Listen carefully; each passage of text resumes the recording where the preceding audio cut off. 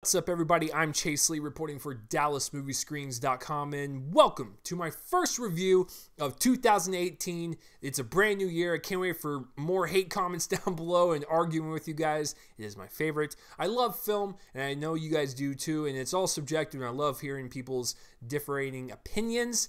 It is astonishing to have actual conversation, not yell at each other. But no, this is my first film to review in 2018. It comes out in Dallas January 5th, this Friday, and that would be the Scott Cooper written and directed film Hostiles. Now, this one also stars Christian Bale, Rosamund Pike, Wes Studi, Jesse Plemons, Timothée Chalamet,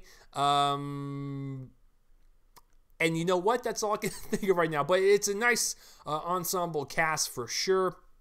And so when I saw the trailers to this film, I liked what I saw. I thought it looked like a gorgeous Western with Christian Bale anchoring it as the main character. It could be something great. First of all, I've actually never seen a Scott Cooper movie. I have never seen Crazy Heart, but I know Jeff Bridges won the Oscar for that. And I've never seen Out of the Furnace, which also stars Christian Bale, and that came out in 2013, I believe. And I can tell you that a lot of my film friends will claim that that was one of the best movies that year. So Scott Cooper has a good reputation. So I never saw any of his movies prior, but I liked the trailers, and so I saw it, and I liked it. I thought it was a solid Western. I'm not really into Westerns, but I thought this one was special, not because of the story, but because of the nuanced performances and just overall great self-reflection journey that I thought it was. Now, if you guys have never heard of Hostiles, let me tell you what it is about. According to IMDb, in 1892, a legendary army captain reluctantly agrees to escort a Native American chief and his family through the dangerous territory. Now, it doesn't say Native American chief. It says the tribe's name in chief, but I can't pronounce it, so I feel dumb right now. Anyways, that is essentially the movie. So we have a bunch of, racist people trying to escort people that they're racist to, because they're forced to by the president of the United States, and so they have to learn to either work with them or be against them, and that's pretty much what the movie is. Now, typically with Westerns, you have two storylines that directors usually pick from. You're either going to have a revenge storyline or you're going to have a transportation journey storyline, which Hostiles is that. And what I mean by transportation journey is you are in point A, something happens in point A to where you have to go to point B. And it's a long journey because you got to travel by horses and stagecoaches and whatever. You don't have cars and planes and stuff, so you have to travel by horse, and that will easily draw out a 2-hour movie because the journey is just that long. And typically on these transportation movies, you will have characters that are extremely flawed, and they will either grow at the end of the movie or they will not grow, and they will have like kind of this harsh self-reflection about themselves, and they have the option to change, or they have the option to stay who they are and, be miserable, or, be happy, I guess whatever works for that character. And so that's what this movie is, and that's what fascinated me the most, because, I'm getting into the negatives. These are just kind of like, this is a nitpick.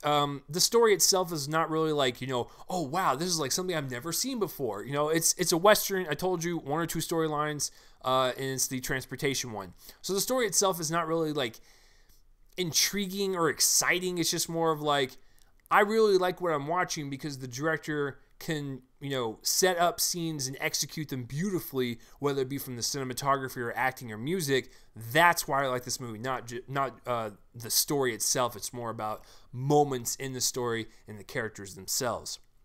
Another nitpick I will say is that this movie is 2 hours and 13 minutes. I don't think it needs to be. A lot of people will probably complain about the length, and what I say to that is I totally understand you. I was never bored, but the pacing can seem kind of like, peak and valleyed almost, where it's like, oh, this is really exciting, and kind of a lull. That's okay. And exciting. So I will say that the pacing is kind of inconsistent just a little bit because it can get kind of repetitive. I mean, this is like, journey, something happens, campfire, or journey, campfire, something happens. So it's pretty much just the same thing over and over and over again. But what works about the movie is exactly why I don't care about those things. So the positives. I think Scott Cooper's direction in this is very well done. Whether you want to talk about the nuanced performances, nuance, by the way, subtle performances and characters. This is not like some loud movie. This is not something that, these actors can ham up their roles. This is a quiet movie. This is a movie dealing with a lot of characters, dealing with a lot of different situations, whether you want to talk about, loss of someone in the grievance process, or, really looking at yourself to see if you can change from the brutal, disgusting, violent self you once were, or having someone go through war and killing so many people to where it can affect them, or you can have someone that doesn't change and is just this bigoted a-hole and doesn't ever want to look at people as equals and always discriminate. Like, there's always something going on with every single character, and every single actor brings their performance style to it. Christian Bale, I don't need to say anything more about him. He is always great in everything he does. He might be cuckoo for Cocoa Puffs on set and yell at lighting guys, which, I'm kind of 50-50 on that scenario. But he's a world-class talent. He just is. And he really does bring a lot of subtlety and really great character growth throughout the movie, which I really enjoyed. Rosamund Pike. This actress. I'm not going to drop any names, David Fincher, but there was one movie back in 2014 that came out that just shocked the world because we're like, who's Rosamund Pike and why is she so good in this movie? Gone Girl. In this movie, she might be my favorite part. The movie opens up with this like bang in your face type of brutality and grotesque violence, and involves Rosamund Pike's character. And from that point on, she's one of those characters that has to go through a lot. And she really has to come out of the mud and just, keep trudging forward and never let, her past kind of slow her down, even though it's very horrific. You got to give it to her. She gave a strong performance for a character that was going through a lot, and I thought she did probably the best job. The supporting cast is great, including Wes Studi, who plays the chief. I thought he was really great. He gave this warm presence, really just, kind of powerful acting, where I was just like, I want to go ask that guy for advice. He looks like he is wise, and I trust him. He's telling everyone to be kind and stop being so violent and disgusting towards each other. I'm like, you are right, sir. But no, he did a fantastic job. I don't think I've ever seen anything with him, I believe. So the performances all around, great stuff. Cinematography is gorgeous. We have luscious backgrounds with the trees and the mountains and just the entire landscapes. So much playground room to play in, right?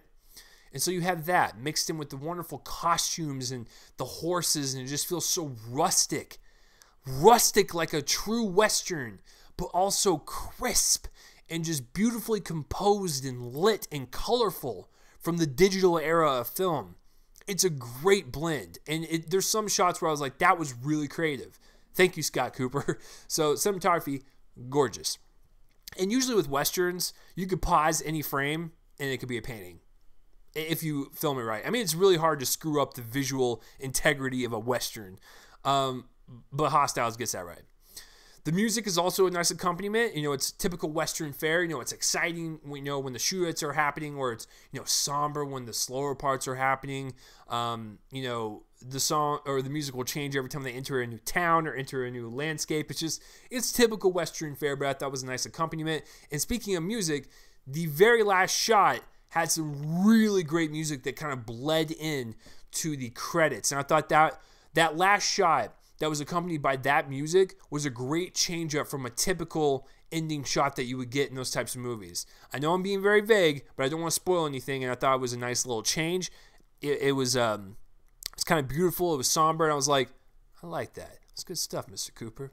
And of course, the pacing all around, I thought, was well done for the most part. Like I said, Westerns typically bore me. I'm not really a fan of them, but when you can do it right and you have a great director that set up great scenes with beautiful cinematography and get some great performances out of your actors, I will pay attention, and I like Hostels. I'm going to give Hostels a solid B. I'm indifferent to pluses or minuses on this one, so I'm going to give it a straight up B. So tell me what you guys thought. Have you seen Hostels or have you even heard of it? What about Scott Cooper's other films? Please let me know down below and comment in that place that's right below my face. And that will do it for this review. I'm Chase Lee reporting for DallasMovieScreenings.com, and tune in next time for whatever I review next. I will see you guys later.